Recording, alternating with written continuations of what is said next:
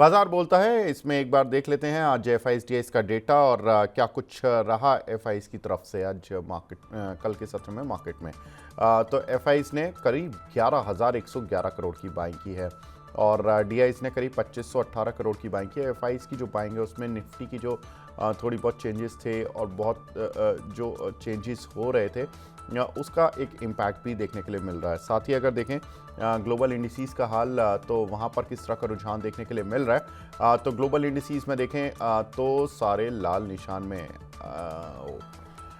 डाउ कल नीचे बंद हुआ करीब 0.25% से ज़्यादा। ये तो चलिए ठीक है, ये तो देखा था। लेकिन उसके बाद चाइनीज़ मार्केट में खासतौर से हैंसेंग में 1% की गिरावट, निकाई और कोस्पी में तो करीब 2-2% की गिरावट। लग रहा है कि मार्केट कॉशियस मोड पे आ रहा है 2 अप्रैल से पहले और उसी के चलते यहाँ पर मार्केट में कहीं ना कहीं सब लोग सतर्क हैं। दुनिया भर में निवेशक सतर्क हैं। एक बार देख लेते हैं कहाँ पर इंडियन मार्केट में निवेशक खुले मन से ट्रेड कर रहे हैं ऑन द पॉजिटिव साइड, यानी कि टॉप गेनर्स कौन से हैं। तो बेयर क्रॉप साइंस यहाँ पर 11% ऊपर है। एनआईटी एमटीएस करीब 7.5% ऊपर है। ZFCV इंडिया करीब 6% और कार्बोरंडम यूनिवर्सल 6% और क्रॉम्पटन ग्रीव्स कंज्यूमर करीब 6%। तो ये कुछ एक काउंटर्स जहाँ पर की अच्छी स्ट्रेंथ देखने के लिए मिल रही है। एक बार देख लेते हैं कौन से काउंटर हैं जो कि आज मार्केट में वीकनेस दिखा रहे हैं। तो उसमें देखें तो गरवारे फाइबर्स करीब 8.5% नीचे है। एजिस लॉजिस्टिक्स करीब 7.5% नीचे है। इंडियन ओवरसीज बैंक करीब 6% और महाराष्ट्र स्कूटर करीब 4.5% और ओरियंट प्रो करीब 4.5% नीचे ये काउंटर चल रहा है। तो ये कुछ एक काउंटर हैं जहाँ पर कि कुछ ना कुछ हम आज थोड़ी सी प्रेशर बनते हुए देख रहे हैं। लेकिन काफ़ी कुछ खबरें हैं जिसका कि इम्पैक्ट हमें इंडियन मार्केट पर आता हुआ दिखाई देगा। एक सबसे बड़ी खबर ये है कि पुतिन जल्द भारत आएंगे और रूस ने इसकी पुष्टि भी की है। तारीख अभी तय नहीं की गई है लेकिन जुलाई 2024 में पीएम मोदी भी रूस गए थे और उस समय पर उन्होंने रूस के जो राष्ट्रपति हैं पुतिन साहब, उनको भारत आने का न्योता दिया था। तो अब रूस की ऑफिशियल स्टेटमेंट ये है कि इंडिया ने अपनी बात पूरी की कि प्रधानमंत्री मोदी आए, अब हमारा टर्न है, हमारी तरफ से हमारे राष्ट्रपति जाएंगे।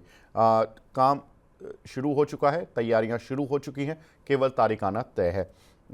प्रशांत सर, पुतिन के साथ और रूस के साथ हमारे रिश्ते अच्छे होना, क्योंकि जब बातें होती हैं तो of course on the positive side ज़्यादा होती हैं। कैसे लग रहा है आपको, क्योंकि हम क्रूड ऑयल का एक बड़ा हिस्सा अब इनसे इंपोर्ट करने लगे हैं, वहाँ यूएस प्रेशर बना रहा है कि हम इंपोर्ट उनसे करें, तो हमें इन दोनों देशों के बीच में कुछ ट्रेड ऑफ करना होगा। कैसे देख रहे हैं कि रशिया से हम कितना क्रूड इंपोर्ट करते रहेंगे और उसका क्या कुछ इम्पैक्ट होगा हमारी कंपनीज पर?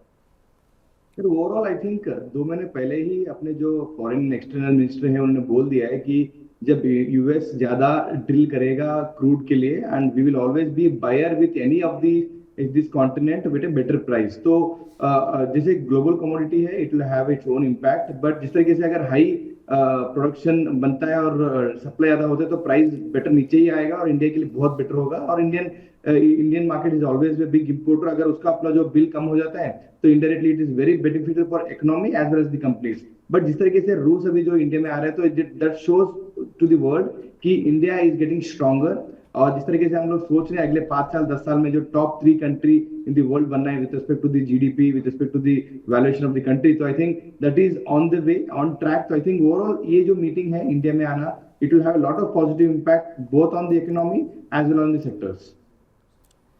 बिल्कुल। तो यहाँ पर हम देख रहे हैं कि मार्केट में जिस तरह से तेल कंपनियों पर एक इम्पैक्ट देखने के लिए मिला था, ख़ास तौर से जब हमने रशिया से क्रूड ऑयल इंपोर्ट करना शुरू किया था, उस समय पर काफ़ी सारी जो रिफाइनिंग कंपनीज थी उनके मार्जिन्स अच्छे हो गए थे। सर, एमआरपीएल और चेन्नई पेट्रो, इन्होंने बड़ा बेनिफिट उठाया रशियन क्रूड की वजह से और इनके जो ग्रॉस रिफाइनिंग मार्जिन्स से जो चलते ही नहीं थे उनको बड़ा बेनिफिट मिला। अब वो रशियन क्रूड का कह सकते हैं फ़ायदा था, या हम ये कह लें कि यूरोप ने रशिया से क्रूड परचेज़ करना बंद कर दिया था, उनकी रिफाइनरीज कुछ हद तक हिट हो गई थी जिसकी वजह से वर्ल्ड लेवल पर रिफाइनरी मार्जिन्स जो थे वो बढ़ गए थे। कैसे देखेंगे सर एमआरपीएल चेन्नई पेट्रो को? Overall very positive. अगर आप देखो वैल्यूएशन के वजह से मुझे अभी भी लगता है कि एमआरपीएल और चेन्नई पेट्रो दोनों थोड़े से बेनिफिट में रह रहे हैं। देखो end of the day India is importing from 3 different continents, तो अपने जो मिक्स वाइज जो है प्राइसिंग हमेशा बेटर ही रहेगा। तो आई थिंक वो मार्जिन वाइज जो इंप्रूवमेंट आप बोल रहे हो, I think it is better than the all other 3 OMC companies. That is why the reasons are still, उनका जो स्ट्रॉन्ग रिकवरी है वो faster than the other OMC से। तो मैं पॉजिटिव हूँ अभी भी, एमआरपीएल पे ज्यादा पॉजिटिव हूँ। आई थिंक थोड़ा सा वहाँ पे एडिशनल 10-15% का momentum in the price action मुझे दिख रहा है। तो आई थिंक किसी को अगर ओएमसी में काम करना है तो MRPL can be a better trade off. ठीक है। ऑटो टैरिफ लगने से ना सिर्फ इंडिया बल्कि दुनिया भर के देश अमेरिका के खिलाफ हो गए हैं। कनाडा, ब्राज़ील के ऑफिशियल स्टेटमेंट आए हैं और उनका कहना है कि हम अमेरिका पर टैरिफ और लगा देंगे। सर कैसे देख रहे हैं ये टैरिफ और तो बढ़ता जा रहा है, ख़ासतौर से ऑटो का टैरिफ जो हमने देखा उसका कल मैं कुछ इम्पैक्ट भी देख रहा था। हमने 3-4 कंपनीज़ पर तो ख़ास तौर से देखा, like Tata Motors, Bharat forge, Motherson, तो इस तरह की कुछ एक कंपनीज थी जहां पर कि डायरेक्टली हिट लग रहा है ये टैरिफ लगने का। सर कैसे देखें इन सभी कंपनियों को? ऑब्वियसली सर, जिस तरीके से एक्सपोर्ट है इंडिया का कार, वो बड़ा नहीं है बट ऑब्वियसली बड़ा पार्ट है इंडियन एक्सपोर्ट ऑटोमोबाइल इंडस्ट्रीज में। बट मेजरली ऑटो एंसिलरीज पे ज्यादा इफेक्ट गिरेगा, जाकि ये जो कंपनीज है टाटा मोटर्स और मारुति के लिए, बिकॉज वहाँ पे डोमेस्टिक कंजम्पशन भी बहुत ह्यूज है एंड अदर देन यूएस का जो एक्सपोर्ट बिजनेस है वो भी बहुत बड़ा वैल्यू रखता है। बट ऑटो एंसिलरीज के लिए ज्यादा नेगेटिविटी है, बिकॉज हम लोग यूएस के लिए भी करते हैं, नॉर्थ अमेरिका के लिए भी करते हैं, मेक्सिको के लिए करते हैं। तो आई थिंक यहाँ पे डबल टैक्सेशन का इफेक्ट बहुत आ जाएगा, बिकॉज इंडिया के लिए भी टैक्स लगेगा और वो प्रोडक्ट जाएगा मेक्सिको के लिए, और मेक्सिको का भी जो एक्सपोर्ट और इंपोर्ट है बिटवीन यूएस एंड मेक्सिको, वहां पे भी उनको टैक्स लग रहा है। So there is a huge question raised for after ancillaries. तो मुझे लगता है वहां पे थोड़ा सा प्रेशर रहेगा एटलीस्ट एक क्वार्टर के लिए, देन ओनली वी अंडरस्टैंड कि ये जो इम्पैक्ट कितना रहेगा बैलेंस शीट्स के लिए। बट ओवरऑल मुझे ये लगता है कि जिस तरीके से फॉर एग्जांपल हम लोग बीएमडब्ल्यू के अगर कुछ एंसिलरीज हम लोग सप्लाई कर रहे हैं फ्रॉम इंडिया से, तो ऑब्वियसली बीएमडब्ल्यू के पास there is no other option, because India is a better place for manufacturing hub. तो शायद जो भी ट्रेड ऑफ है वो शायद प्राइस हाइक से वो ले लेंगे, बट अगेन थोड़ा सा ऑर्डर बुक हो, थोड़ा सा डिमांड हो, वो कैरी फॉरवर्ड हो जाएगा 1-2 क्वार्टर के लिए। तो first quarter of the earnings will be affected more for auto ancillary companies, not for the main companies. ठीक है, आगे बढ़ते हैं, अगली खबर लेते हैं। चीन, जापान, कोरिया ये अपना व्यापार बढ़ाने पर काम करेंगे और इन तीनों के बीच में अब एक मीटिंग होने जा रही है जो कि वीकेंड में होनी है। और अमेरिका से बढ़ते ट्रेड वॉर की वजह से तीनों ही अब चिंतित हैं और तीनों कह रहे हैं कि आपसी सहयोग तो हमें करना ही चाहिए और फ्री ट्रेड एग्रीमेंट पर भी विचार हो सकता है। जापान तो ये तक कह रहा है कि हम अमेरिकन गुड्स पर टैरिफ भी लगा सकते हैं। सर कैसे देख रहे हैं अब अमेरिका को अलग थलग करने की तैयारी हो गई है, क्योंकि अमेरिका ने खुद ये पहल की है दुनिया भर के देशों के साथ, उसने किसी को भी नहीं बख्शा है। तो ये 2 अप्रैल से पहले थोड़ा अमेरिका पर प्रेशर होगा और अगर नहीं होगा तो ये जो देश जो मिल रहे हैं चीन, जापान, कोरिया, क्योंकि एशिया की एक बड़ी तीनों ये सुपर पावर कही जाती हैं, एक्सेप्ट इसमें इंडिया शामिल नहीं किया इन्होंने, बल्कि कैसे देखेंगे सर ग्लोबल ट्रेड से जुड़ी हुई खबरों को और उनका इम्पैक्ट हमारी एक्सपोर्ट ओरिएंटेड कंपनीज पर? ऑब्वियसली सर, मुझे लगता है कि ये आना ही था। जिस तरीके से शायद 3-6 महीने पहले ब्रिक्स कंट्रीज ने भी ये एक पहल की थी कि खुद की करेंसी करने के लिए, बट अगेन अब ये जो 3 कंट्रियां कर रहे हैं, which is again they are very much against to the US tariff war. India will be beneficial overall. मुझे लगता है कि जिस तरीके से मैन्युफैक्चरिंग हब हो, सर्विस हब हो जो इंडिया है, जो भी ये 3 कंट्री है, they can not ignore India with respect to the global economic growth. तो मुझे लगता है कि टाइमिंग को मीटिंग कर लेंगे, but obviously they will come back to India also, because global trade के हिसाब से India also has lot of big part in terms of global businesses. China वो ऑलरेडी कर चुका है इंटरनली, आपने देखा होगा BYD का जो सेल्स है वो आई थिंक ऑलमोस्ट टेस्ला से ऊपर जा चुका है ऑलरेडी लास्ट 2 महीने से। तो China has already boycotted lot of US based products in their own country. तो आई थिंक ये जो 3 कंट्री मिला के जो कर रहे हैं, it is a good for tariff war situation में, और यूएस के लिए एक अच्छा क्या बोलते हैं उसको, रिटर्न में जो एक डायलॉग मार रहे हैं वो अच्छी बात है। दे शुड अंडरस्टैंड कि ऑब्वियसली छोटे मोटे ट्रेड वॉर चलते हैं, बट ग्लोबली सबको आप अगेंस्ट ले रहे हो, it is very negative for him as well. मतलब यूएस के लिए खुद को नेगेटिव है वो चीज, but India is very trade off, मतलब वेरी न्यूट्रल में पॉजिटिव रहेगा। ठीक है, आगे बढ़ते हैं सर अगली खबर की तरफ। उससे पहले सर मैं यही पूछूंगा कि चूंकि ये जो ट्रेड वॉर है, इससे पहले हमें कौन से सेक्टर पर सजग हो जाना चाहिए, क्योंकि आज ऑलमोस्ट आखिरी ट्रेडिंग सेशन है इस साल का और उसके बाद टैरिफ लगने की खबर से पहले हमें 1 अप्रैल और मिल जाएगा। तो हमें 2 ट्रेडिंग सेशन मिलेंगे, एक आज का और एक 1 अप्रैल का। तो आज क्या करके जाए निवेशक का, किसी पर्टिकुलर सेक्टर में अगर प्रॉफिट मिल रहा हो तो लेकर जाएं, क्योंकि फार्मा, आईटी, टेक्सटाइल, लिकर, इन सभी सेक्टर्स पर बातें हो रही हैं कि कहीं ना कहीं प्रेशर और बन सकता है। ऑटो, स्टील, एल्यूमिनियम पर जो होना था, जो टैरिफ लगना था, लग चुका है। हालांकि हमने उनके शेयर गिरते हुए अभी तक नहीं देखे। मतलब ऑटो में ज़रूर हमने टाटा मोटर्स पर हिट आते हुए देखा, लेकिन जो स्टील कंपनियां हैं और एल्यूमिनियम कंपनियां, उन पर कोई हिट नहीं लगा है सच। तो कहीं पर लग रहा है कि अलर्ट होकर और आज पोजीशन हल्की करके जाएं किसी सेक्टर में। सर फार्मा और आईटी अभी भी बहुत ओपन है, वहां पे भी कुछ भी अभी तक प्रॉपर डायलॉग्स आए नहीं है, तो those two sectors can be avoided, या वहां पे भी आप शॉर्ट करके जा सकते हो। आपने लास्ट टर्म में भी देखा होगा 2017-2021 में pharma was the only sector which has under perform by 20% when Nifty was performing by 70-80%। तो मुझे लगता है कि वहां पे एक रिपीटेटिव कुछ ना कुछ तो बड़े अपडेट्स आ सकते हैं। And steel obviously yes, but still में क्या है कि जो मेजर प्राइस डिराइव करता है वो चाइना का डिमांड एंड सप्लाई से, तो obviously China is against the US, तो मुझे लगता है कि स्टील में ज्यादा बेनिफिट नहीं है, बट सेंटिमेंटल इंपैक्ट आ सकते हैं। So IT and pharma should be sentimental impact for 2 April. Auto already हो चुका है, बट फिर भी उसके ऊपर कुछ डायलॉग्स आ सकते हैं, हेडलाइंस बन सकते हैं, तो सेंटिमेंटल इंपैक्ट अभी भी रहेगा। अब बाकी पॉजिटिव होने के लिए ऑब्वियसली जो आत्मनिर्भर स्टॉक्स हैं इंडिया में, बैंक्स है, एनबीएफसी है, या डिफेंस है, रेलवे है, वहां पे शायद पॉजिटिव फोकस करना चाहिए। बट ओवरऑल जो हम लोग एडवाइस कर रहे हैं अपने क्लाइंट्स के लिए, मुझे लगता है कि एक बार वेरी नेट ऑफ जाना चाहिए, ज्यादा रिस्क लेके जाना नहीं चाहिए। अब 2 तारीख में क्या होगा, the whole world is waiting, so I think we have to wait and watch. Negative जाना है तो ऑब्वियसली आईटी एंड फार्मा में जाना चाहिए। ठीक है, आगे बढ़ते हैं सर। एक और खबर जो कि इम्पॉर्टेंट है, वो है, बहुत बड़ी खबर है ये। एसी स्क्रैपेज पॉलिसी जल्द आ रही है और 6 साल से पुराने एसी को हटाने पर सरकार का फोकस रहेगा। एसी कंपनियों से सरकार की बातचीत भी चल रही है।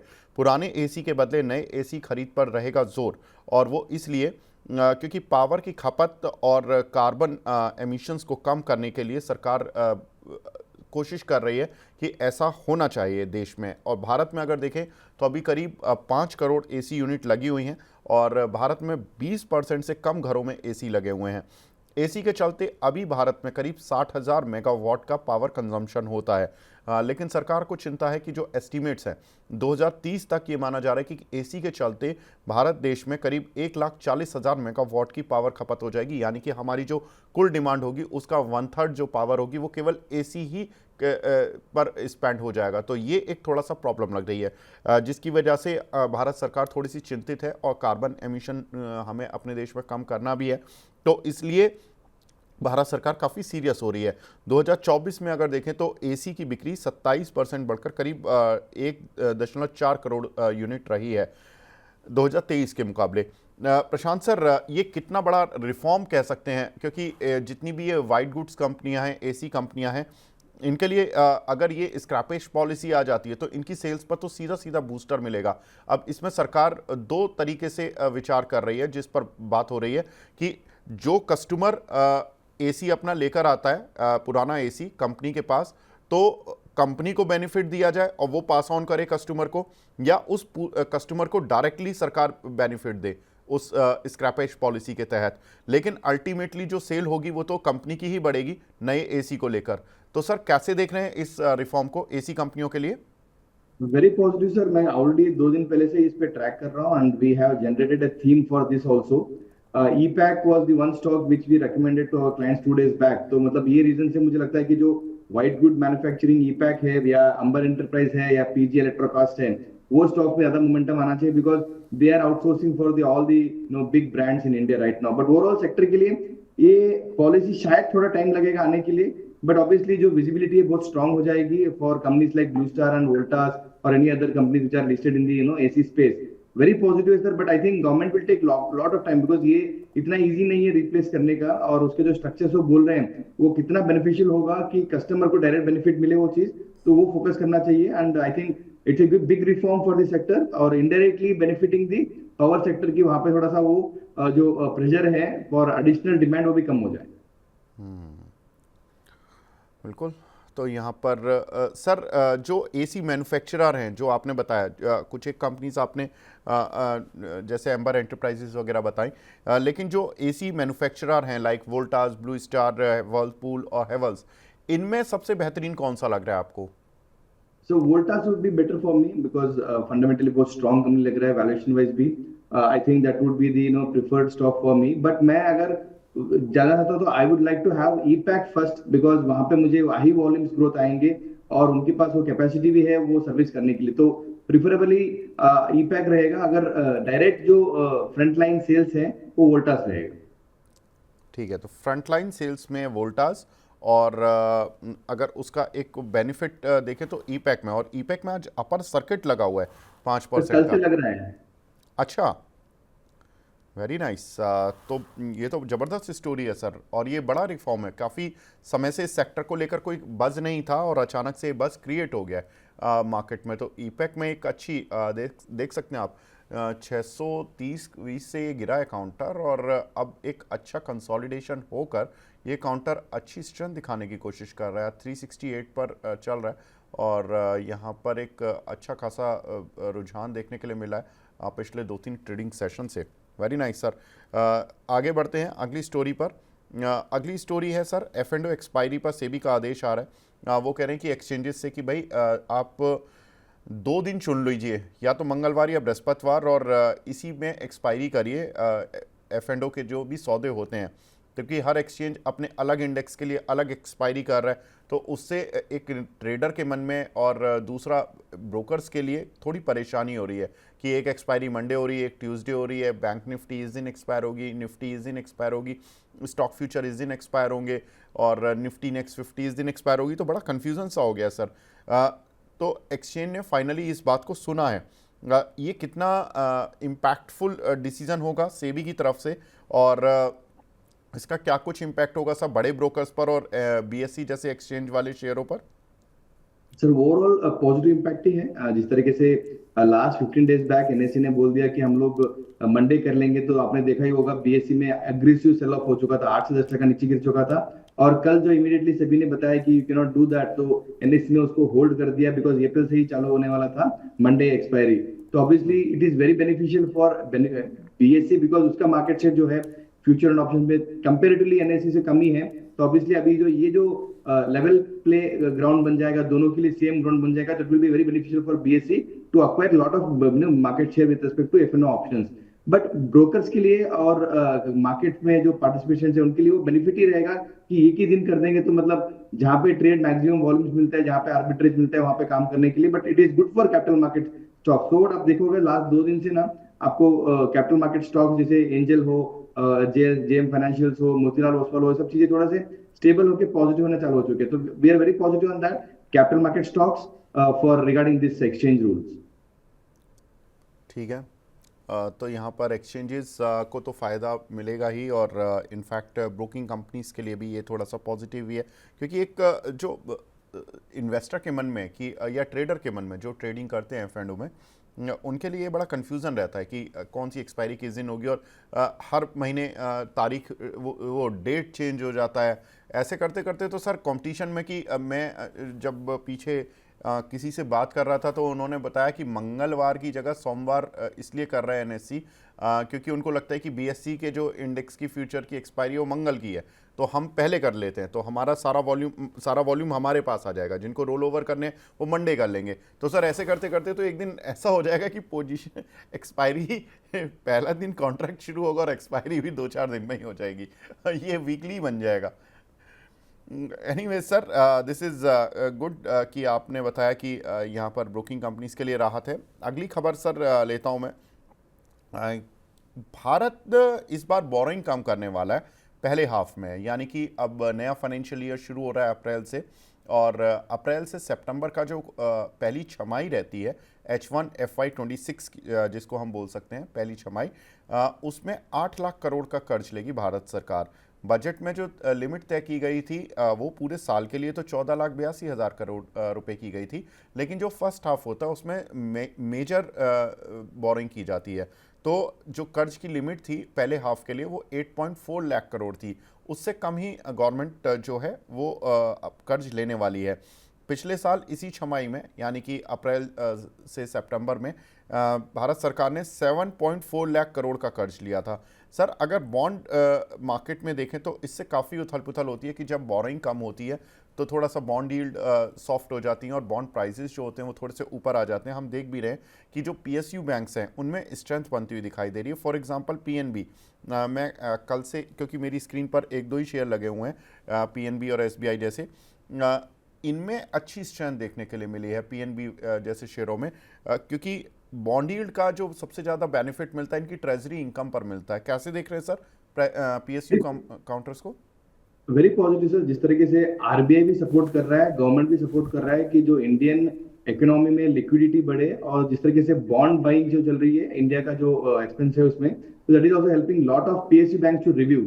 ऑब्वियसली टॉप 5 बैंक जो पीएनबी बैंक हो, यूनियन बैंक हो और बैंक ऑफ बड़ौदा, उनकी ट्रेजरी इनकम पे बहुत ही पॉजिटिव इंपैक्ट करेगा, at least by 18 to 20% in terms of next first quarter के जो अर्निंग्स है वहां पे।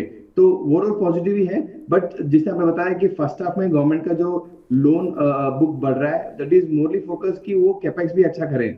आपने देखा होगा लास्ट फाइनेंशियल ईयर में capex from the government was very very low, और बिकॉज ऑफ इलेक्शन ईयर भी था। बट अभी now we are very much clear कि ये जो 5 साल के लिए जो ग्रोथ लाना है, अगर 5th year of this term BJP government के लिए अगर अच्छा ग्रोथ 7 to 8% के रेंज में रखना है, तो obviously that should start from the first half of this financial year. तो वो एक टारगेट है। यही रीजन से मुझे लगता है कि अच्छा जो कैपेक्स करने के लिए they are raising more money in the comparison to last year. ठीक है, तो बिल्कुल ठीक बात है। तो यहाँ पर जो कर्ज है अगर वो कम लिया जाएगा तो बॉन्ड डील पर इसका इम्पैक्ट होगा, और उसका इम्पैक्ट जो पीएसयू बैंक्स पर है वो सर ने बताया। सर एक और इम्पॉर्टेंट खबर जियो फाइनेंशियल पर है, जहाँ पर कि इनकी जो पेमेंट बैंक सब्सिडरी है इसमें 1085 करोड़ रुपए का निवेश करने जा रहे हैं, और सब्सिडी इस रकम का इस्तेमाल बिजनेस बढ़ाने में करेगी। जियो फाइनेंस कल से निफ्टी का भी हिस्सा हुआ और इसमें एस्टीमेट थे कि करीब 1714 करोड़ रुपए का इनफ्लो आना था। सर कैसे देख रहे हैं जियो फाइनेंस को? देखो टाइम बिंग तो मुझे जो इनफ्लो आ रहा है वो पैसिव इनफ्लो है। बाकी एग्रेसिव इनफ्लो जो बिजनेस मॉडल देख के आने वाला अभी तक वो आया नहीं है, बिकॉज पार्ट ऑफ इंडेक्स हुआ है। That is the only reason why the stock is maintaining some positivity. But overall जिस तरीके से उन्होंने 4-5 जो बड़े बड़े जेवीज किए हैं एएमसी के लिए, डिजिटल लोन के लिए या ब्रोकिंग कंपनी के लिए, तो that business has still not added value for the business right now. तो मुझे लगता है कि साल 2 साल के व्यू के हिसाब से किसी का भी अगर होल्डिंग है तो होल्ड करना चाहिए। Fundamentally as well as technically दोनों मुझे ये 220-230 का जो लेवल्स है वो बहुत अच्छे लग रहे हैं। उसका बुक वैल्यू ऑलमोस्ट 215-220 के आसपास है, तो वो वैल्यू के आसपास लेना चाहिए। एंड बुक वैल्यू में almost 90% the value comes from the stake of Reliance holding जो इसके अंदर है। तो overall valuation wise very comfortable for long term investor to buy at this point of time. But obviously index है तो index की movement के हिसाब से भी चलते रहेगा। ठीक है। आज सर बीएचईएल में एक अच्छा सर्च देखने के लिए मिल रहा है, क्योंकि हमने देखा कि कंपनी ने एक 11,800 करोड़ रुपए का ऑर्डर सिक्योर किया छत्तीसगढ़ में। कैसे देख रहे हैं सर प्रशांत सर? Very positive. आपने देखा ही होगा मार्च 4 या 10 के बाद सब पीएसयू कंपनीज को बड़े बड़े ऑर्डर्स मिल रहे हैं। डिफेंस में आ रहा है, रेलवे में आ रहा है, इवन प्राइवेट कंपनीज को भी बहुत बड़े ऑर्डर्स मिल रहे हैं। So it's a very common phenomena, because अब लास्ट ईयर भी देखोगे मार्च महीने में जो गवर्नमेंट का टारगेट होता है, for example giving some order books, ये जो कैपेक्स करना है डिफेंस में, रेलवे में, तो अभी ये जो मार्च महीना ऐसा है कि कंपनीज को तो ऑर्डर बुक देना है, बिकॉज वो जो प्लान किया था पूरे साल के लिए वो नेक्स्ट ईयर के लिए कैरी फॉरवर्ड नहीं हो सकते। सो order book coming at last month of the financial year is not so lucrative, but obviously sentimental impact रहेगा प्राइस एक्शन में, बिकॉज ये अच्छा लगेगा कि चलो उनका ऑर्डर बुक बढ़ रहे हैं और उसका visibility of financial turnover for next financial year वो अच्छा लगेगा। तो मैं पॉजिटिव हूँ very sentimentally, but again valuation और एग्जीक्यूशन इस दोनों पे बहुत बड़े क्वेश्चंस रहेंगे। ठीक बात है सर। एक और इंटरेस्टिंग चीज़ जो कि स्टॉक मार्केट से तो डायरेक्टली नहीं लिंक्ड है, लेकिन आज चूँकि वीकेंड है और लॉन्ग वीकेंड है, मंडे भी मार्केट बंद रहने वाला है, तो लोगों का जो रुझान रहता है वो आईपीएल मैचेस पर रहता है, क्योंकि लोग थोड़ा बोर हो जाते हैं शाम के वक्त। आज Chennai super king versus RCB का मैच है, और इसमें जो स्पेशल बात है क्यों हमने इस सेगमेंट में लिया, क्योंकि रेलवे ने 3 स्पेशल ट्रेन चलाई हैं आज का मैच देखने के लिए कि लोग चेन्नई तक जा सकें। और रेलवे ने एक और नई स्कीम निकाली वहाँ पर, जो चेन्नई रेलवे है, उन्होंने कहा कि भाई मैच की टिकट जिसके पास भी होगी तो उस पर जो QR कोड होगा, अगर आप उसको मेट्रो स्टेशन पे चलाओगे, जो दर्शक हैं तो उनको मतलब मेट्रो फ्री रहेगी आज के लिए। तो चेन्नई और RCB के मैच में को लेकर इतनी ज़्यादा एक्साइटमेंट कि अब तो वहाँ की गवर्नमेंट भी मतलब इसको एक पर्व की तरह ले रही है, चेन्नई के वर्सेस RCB के मैच को। प्रशांत सर, आप क्रिकेट देखते हैं क्या?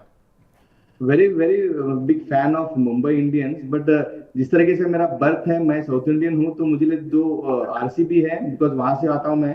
तो RCB चेन्नई में मतलब मैं चूज करना मुश्किल हो रहा है मुझे, बिकॉज चेन्नई में जो धोनी जी हैं तो वो मेरे फेवरेट रहे हैं। RCB जो है मेरा वो बर्थ प्लेस है, तो मुझे लगता है कि वहां पे मुझे सपोर्ट करना चाहिए। वेरी कंफ्यूज हूँ, बट जो अभी कर्म भूमि है मुंबई, तो I am supporting lot of things for Mumbai Indians. But overall yes, match देखते हैं very aggressively. IPL is a favourite no model for me to live, because फटाफट से हर चीज बदल जाता है। जैसे जिस तरीके से फुल डे मैच होता नहीं है, ये बस हाफ डे में खत्म हो जाता है। तो वेरी पॉजिटिव ऑन दैट। बिल्कुल। तो यहाँ पर सर तो RCB के मतलब ज़्यादा फैन लग रहे हैं, क्योंकि सर विराट कोहली की वजह से ज़्यादा है? आपको विराट कोहली ज़्यादा पसंद है या धोनी? धोनी मतलब पसंद करने के लिए तो धोनी नंबर वन है, मतलब दिल में अच्छा। बसते हैं। बाकी because of from Bangalore I need to support RCB again.